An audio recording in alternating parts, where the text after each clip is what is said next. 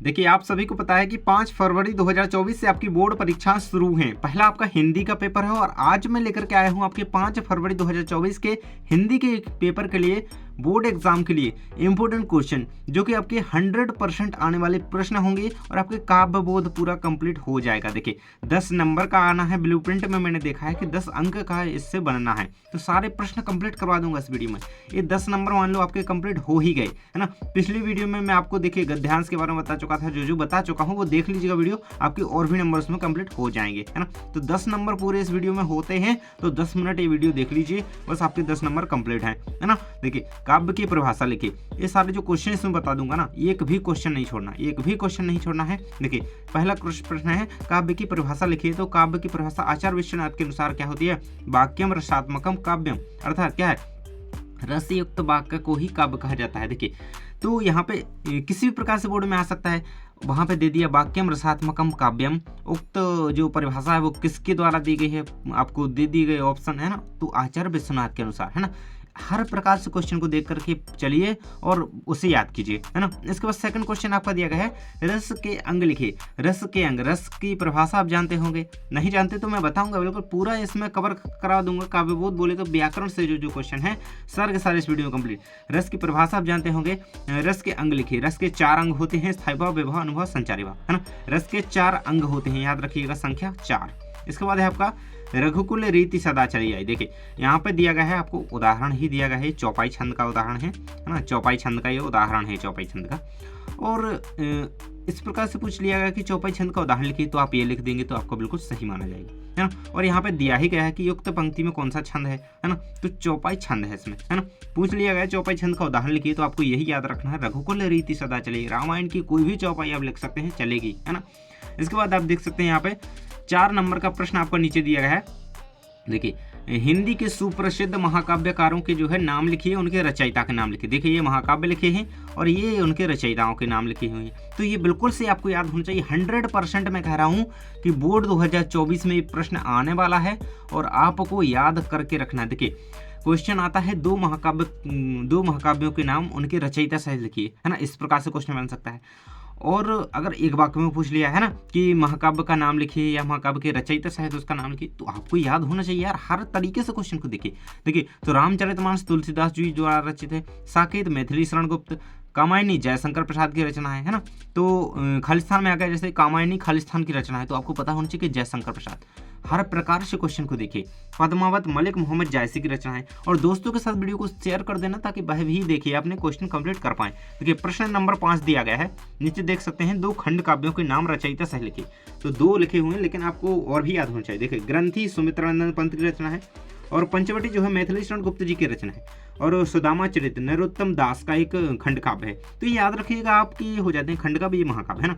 इसके बाद देख लेते हैं प्रश्न संख्या 6 दी गई है आपके सामने।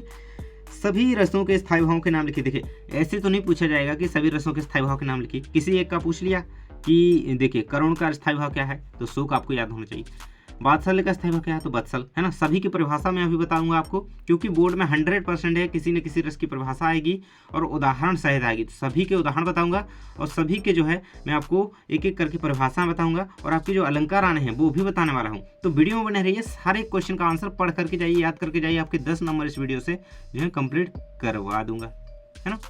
तो अगला क्वेश्चन आपका नीचे दिया गया है, देख सकते हैं, प्रबंध काव्य और मुक्तक काव्य में जो है अंतर लिखिए। देखिए 2 अंतर यहाँ पे दिए गए हैं, दोनों को आपको पता होना चाहिए ठीक तरीके से। देखिए प्रबंध काव्य में छंद एक कथा सूत्र में प्रयोग होते हैं, जबकि मुक्तक काव्य में छंद एक दूसरे से जो है स्वतंत्र होते हैं। मुक्तक काव्य, इसका नाम है मुक्तक, यानी कि जिससे एक दूसरे से छंद क्या है, मुक्त है, यानी कि स्वतंत्र है पूरी तरीके से, वो मुक्तक काव्य है। इसके बाद है प्रबंध काव्य में किसी एक व्यक्ति के जीवन चरित्र का वर्णन होता है, जबकि मुक्तक काव्य में किसी अनुभूति, कल्पना या भाव का जीवन जो चरित्र है वो चित्रण किया जाता है। यहाँ पे देखिए महाकाव्य और खंड काव्य में सबसे इंपॉर्टेंट क्वेश्चन है आपका, 100% जो है आएगा। तो महाकाव्य और खंड काव्य में अंतर यहाँ पे देखिए, तो सबसे पहला अंतर दिया गया है, 5 अंतर मैंने बताए हैं, लेकिन 3 अंतर आपको जरूर से आप को याद कर लेने हैं। देखिए पहला अंतर आपका दिया गया है, महाकाव्य की कथावस्तु जो है विस्तृत रहती है ना, तो जबकि खंडकाव्य की कथावस्तु क्या होती है, सीमित रहती है। इसके बाद सेकंड अंतर दिया गया, थर्ड दिया गया, फोर्थ फिफ्थ आपको दिए गए हैं। ये सारे अंतर आप याद कर लेंगे। महाकाव्य में जो है अनेक पात्र होते हैं ना, क्योंकि इसका आकार बड़ा होता है ना, जो बड़ा होगा उसके आकार उसमें और ज़्यादा लोग तो होंगे ही। और जबकि खंडकाव्य में पात्रों की संख्या क्या होती है, सीमित होती है। महाकाव्य में सभी रसों का जो है समावेश होता है, परंतु खंडकाव्य में नहीं, है ना। महाकाव्य में 8 से अधिक सर्ग होते हैं।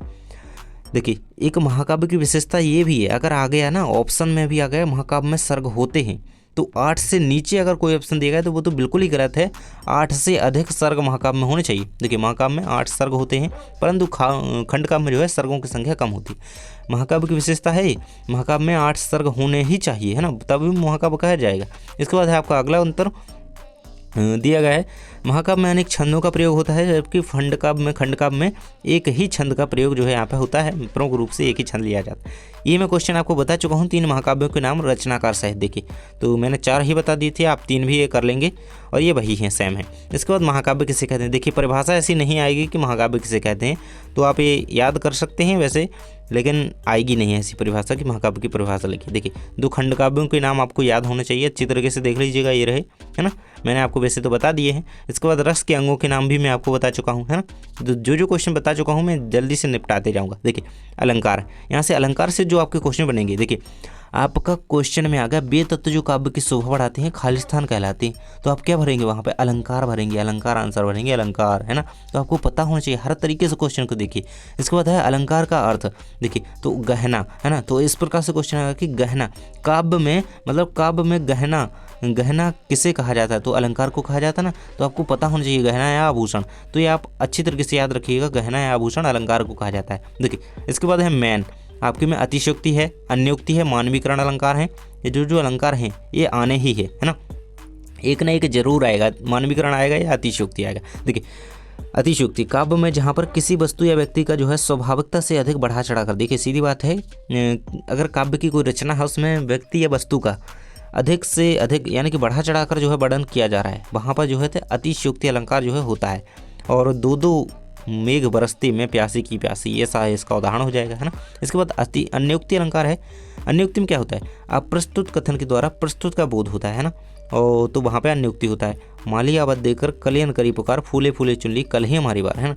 काले कलियाँ हैं युवक उक्त उदाहरण है, मैं माली है ना, तो ये उसका यहाँ पे सारांश टाइप लिखा हुआ है व्याख्या। इसके बाद देख सकते हैं मानवीकरण अलंकार की परिभाषा उदाहरण से, तो मानवीकरण की दी गई है, जब प्राकृतिक वस्तुओं जैसे पेड़ पौधे बादल आदि में मानवीय भावना का वर्णन हो, यानी निर्जीव चीज़ों में सजीव होना दर्शाया जाए। देखिए अगर कोई फूल है जैसे कोई बादल हैं, इन्हें पे हम क्या करें, इन पे हम अपनी मानवीय भावनाओं को जो है अंकित करें, है ना, इनके द्वारा उसका जो है वर्णन करें, तो वो वहाँ पे क्या हो जाता है, वहाँ पे मानवीकरण अलंकार होता है ना। मानव की भावनाएं किसी प्राकृतिक चीज़ पर थोपी जाए तो वहाँ पे मानवीकरण अलंकार होगा।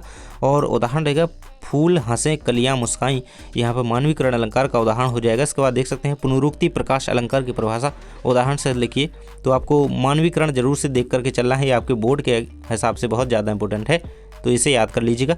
इसके बाद पुनरुक्ति प्रकाश की परिभाषा उदाहरण से देख सकते हैं, जिसका में क्रमशः शब्दों की आवृत्ति एक समान होती है ना, किंतु अर्थ की भिन्नता नहीं होती है, उसे पुनरुक्ति प्रकाश अलंकार कहते हैं। लिखन बैठी जाकी सभी गही गही गर्भ गुरूर, ये रहेगा इसका उदाहरण और परिभाषा, याद कर लेंगे। इसके बाद देखेंगे रस की परिभाषा। देखिए मैंने आपको रस के अंग बता दिए, रस के प्रमुख 4 अंग होते हैं, देखिए ये यहाँ पे दिए गए हैं, है ना, इसकी परिभाषा याद करने की कोई ज़रूरत नहीं है।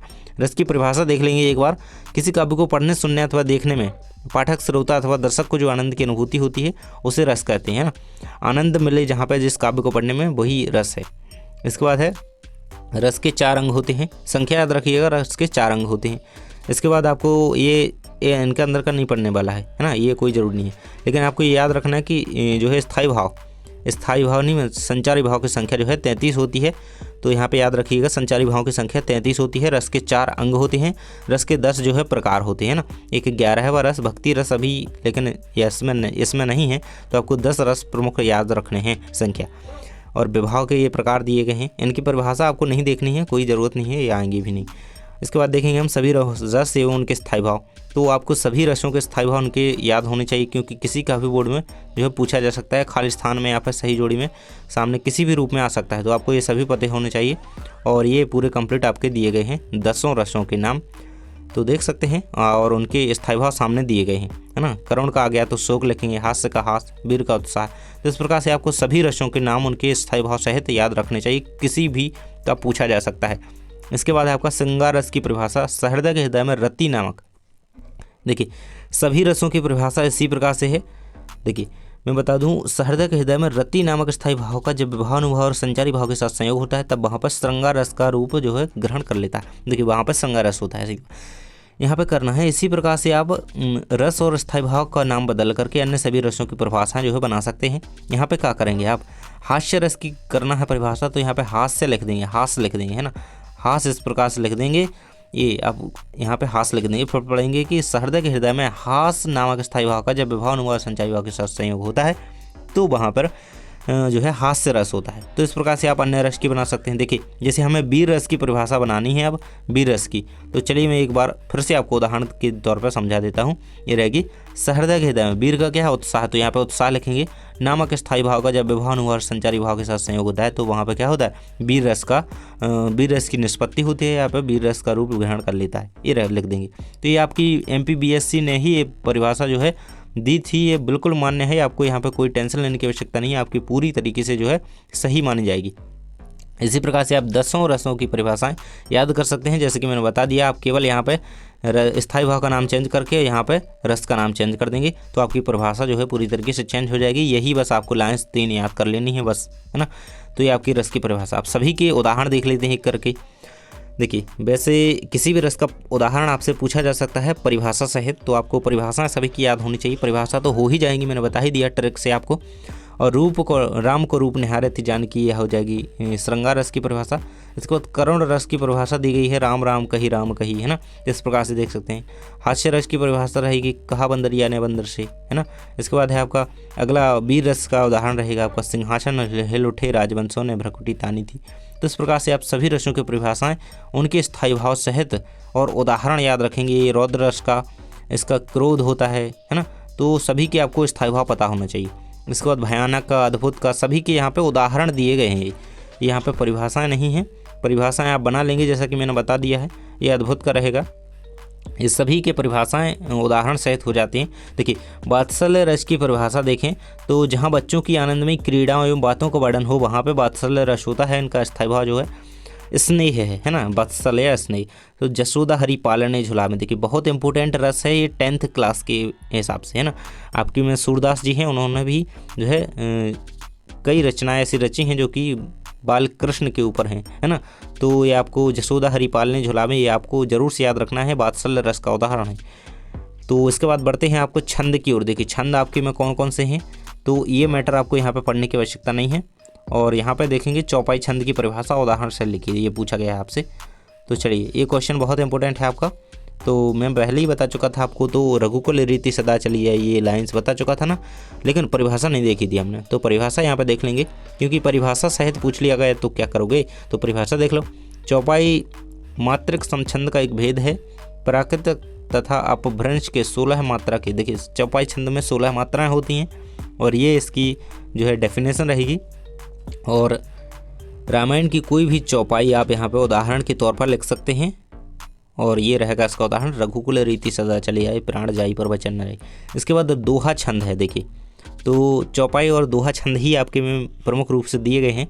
तो दोहा छंद में पहले और तीसरे चरण में 13 मात्राएं तथा दूसरे और चौथे चरण में 11 मात्राएं होती हैं। दोहा छंद में दूसरे व चौथे चरण में के अंत में एक लघु अवश्य होता है ना, कि जो देखिए यहाँ पे देखिए ये पहला चरण है और ये तीसरा चरण है, इसमें क्या होंगी 13 मात्रा। यही कहा गया पहले और तीसरे में 13। इस पहले और तीसरे में जो है 13 मात्राएं होती हैं।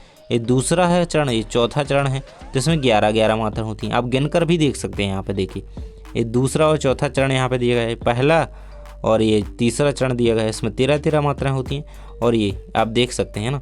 तो ये उदाहरण दिए गए हैं। आप हनुमान चालीसा का कोई भी दोहा, जो भी दोहा है, या रामायण का दोहा भी आप ले सकते हैं, तो कोई भी चल जाएगा, है ना। और जैसे रहीमन पानी राखिए बिनु पानी सब सुन, जिसको भी जो याद हो जाए ठीक से वो याद रखिएगा। इसके बाद मुहावरे और लोकोक्ति 100% आना है, तो याद कर लीजिए। मुहावरे की परिभाषा तो नहीं पूछी जाती है, तो वैसे आपको पता होना चाहिए, लेकिन उदाहरण जरूर से पूछे जाते हैं ना। अंग टूटना, अंगारों पर पैर रखना, है ना, तो ये सारे आपको वाक्य सहित है नहीं, वाक्य सहित उनका अर्थ पता होना चाहिए। इसके बाद लोकोक्ति है ना, मुहावरे और लोकोक्ति में अंतर। देखिए, धोबी का कुत्ता घर का ना घाट का एक प्रसिद्ध लोकोक्ति है, ये आपको याद होना चाहिए। इसके बाद है मुहावरे और लोकोक्ति में अंतर, तो ये अंतर दिए गए हैं, इसका स्क्रीनशॉट ले सकते हैं या फिर लिख लीजिए, 2-3 बार लिखेंगे तो आपको याद भी हो जाएंगे। मुहावरे क्या है? वाक्यांश। लोकोक्तियाँ संपूर्ण वाक्य हैं। इसका प्रयोग स्वतंत्र रूप में नहीं होता है, इसका प्रयोग जो है स्वतंत्र रूप से होता है, तो ये रहेगा आपका।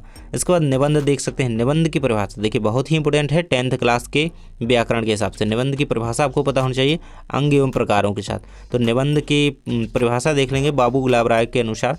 निबंध उस गद्य रचना को कहते हैं जिसमें एक सीमित आकार के भीतर किसी विषय का वर्णन या प्रतिपादन एक विशेष निजीवन, स्वच्छंदता, स्वस्थ और सजीवता तथा आवश्यक संगति और संबद्धता के साथ किया गया हो, तो ये रहेगा। और आचार्य रामचंद्र शुक्ल के अनुसार देखें तो देखिए आपका अगर खाली स्थान में पूछ लिया गया कि गद्य मतलब अगर आ गया ऐसे, वो क्या कहलाता? ऑब्जेक्टिव में आ गया या सही विकल्प में आ गया। यदि गद्य कवियों की कसौटी है तो निबंध गद्य की कसौटी हो। ऑप्शन दे दिए वहाँ पे, आचार्य विश्वनाथ, आचार्य रामचंद्र शुक्ल, है ना, ये सारे ऑप्शन आपको दे दिए और बोला यह किसकी उक्ति है ना, ये किसने निबंध की परिभाषा किसने दी है ना। यदि गद्य कवियों की कसौटी है तो निबंध गद्य की कसौटी है ना, यदि गद्य है यहाँ पे, है ना, तो आप आचार्य रामचंद्र शुक्ल लगाएंगे, सही है ना। तो हर प्रकार से क्वेश्चन को देखिए और उसका आंसर जो है याद कीजिए। और इस प्रकार से रस के प्रमुख 4 अंग पूछ लिए गए, तो ये याद होने चाहिए। तो ये प्रमुख रूप से आप निबंध जब भी लिखते हैं तो ये आपको पता होना चाहिए। शीर्षक, प्रस्तावना, विस्तार, उपसंहार। इसके बाद निबंध के प्रकार होते हैं, इस प्रकार से नहीं पूछे जाएंगे कि प्रकार लिखिए निबंध के, लेकिन पता होने चाहिए आपको। इसके बाद निबंध लेखन की विशेषताएँ, ये बहुत ज़्यादा इंपॉर्टेंट है। निबंध लेखन की विशेषताएँ कर लेना, है ना। तो ये सारा दिया गया है आपको, इसकी जो है पॉइंट दिए गए हैं 4। तो यहाँ तक हम आपके बहुत सारे क्वेश्चन जो है कंप्लीट करवा चुके हैं। लगभग हमने आपकी जो है व्याकरण कंप्लीट करवा ही चुके हैं। तो ये सारे क्वेश्चन आप कर लेते हैं तो आपके जो है 10 नंबर इससे कंप्लीट हो जाते हैं। आपके जो है काव्य बोध से 10 नंबर इससे कंप्लीट हो जाते हैं। और 10 रसों के नाम याद रखना, उनके स्थायी भाव सहित, उदाहरण सहित परिभाषा, है ना। तो बता दिया है कि कर लेंगे अच्छी तरीके से इन्हें। और आपको अन्य सारे क्वेश्चन चाहिए सब्जेक्ट वाइज, तो चैप्टर वाइज क्वेश्चन चाहिए और अन्य सब्जेक्ट के जो भी चाहिए कमेंट बॉक्स में बताइएगा, तो जल्दी ही प्रोवाइड कराए जाएंगे। और चैनल को सब्सक्राइब कर लें ताकि आपकी बोर्ड परीक्षा की तैयारी जो है बहुत ही अच्छी तरीके से करवाई जा सके। थैंक्स फॉर वॉचिंग, मिलते हैं नेक्स्ट वीडियो में।